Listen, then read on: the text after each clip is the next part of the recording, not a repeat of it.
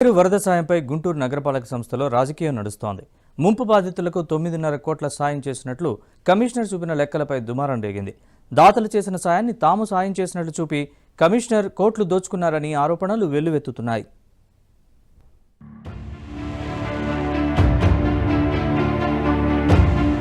విజయవాడను ముంచేసిన బొడమేర బురద గుంటూరు నగరపాలక సంస్థకు అంటుకుంది.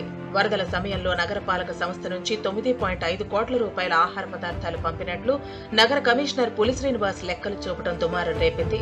విజయవాడ వరద సమయంలో గుంటూరు నగరపాలక సంస్థ ఉద్యోగులు, పారిశుద్ధ్య కార్మికులు కూడా సేవా కార్యక్రమాల్లో పాల్గొన్నారు. ఇంతవరకు బాగానే ఉన్న విజయవాడ వరద బాధితులకు 9.5 కోట్ల రూపాయల ఆహారాన్ని పంపించినట్లు నగరపాలక సంస్థ కమిషనర్ రాసిన లెక్కలు ఇప్పుడు కార్పొరేటర్ల నుంచి మేయర్ వరకు అందరినీ ఆశ్చర్యానికి గురిచేసింది.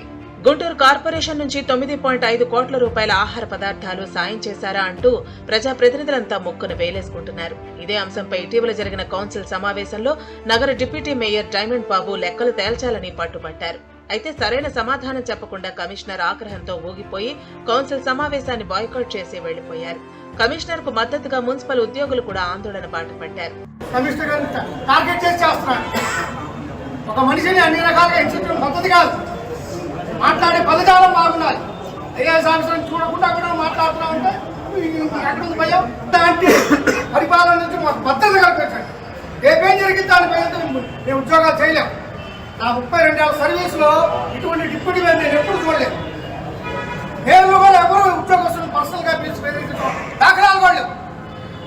కాబట్టి ఈ విషయంలో బహిరంగ క్షమాపణ డైమండ్ బాబు కమిషనర్ గారికి చెప్పిన తదుపరి మాత్రమే కౌన్సిల్ జరుగుతుందని మీ ద్వారా ప్రజలందరికీ, ఉద్యోగస్తులందరికీ తెలియజేస్తున్నాను.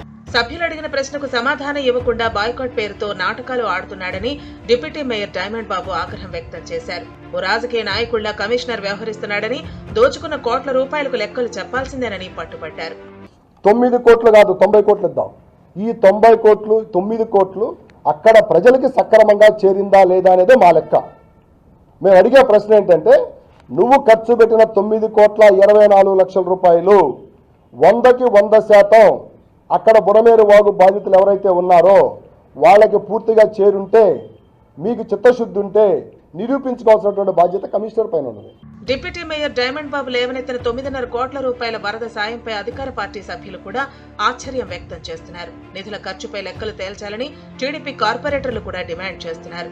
విపత్తు, అది ఎంత పెద్ద విపత్తు అది అందరికీ తెలుసు.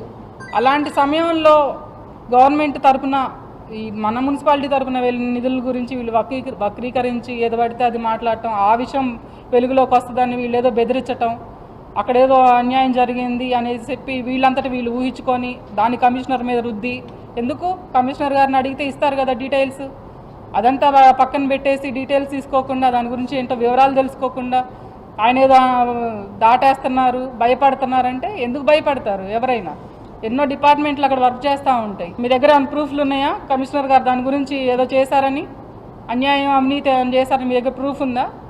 తీసుకోండి, డీటెయిల్స్ తీసుకోండి. కమిషనర్ గారి దగ్గర డీటెయిల్స్ తీసుకోండి, చూడండి, చదవండి.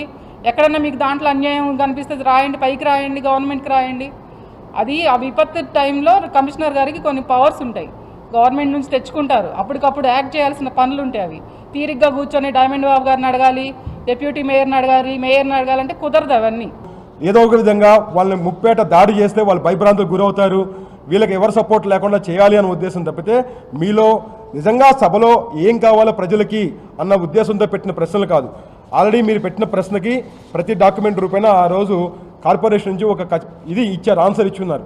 దీంట్లో ఎవరికి ఎంత బిల్లు చెల్లించున్నారో చెప్పారు. ఒకవేళ ఆ బిల్లులో కనుక తప్పులుంటే మీరు ఆ బిల్లును తెప్పించి దాన్ని ఖచ్చితంగా ఎంక్వైరీ చేపించుకుంటే సరిపోతుంది.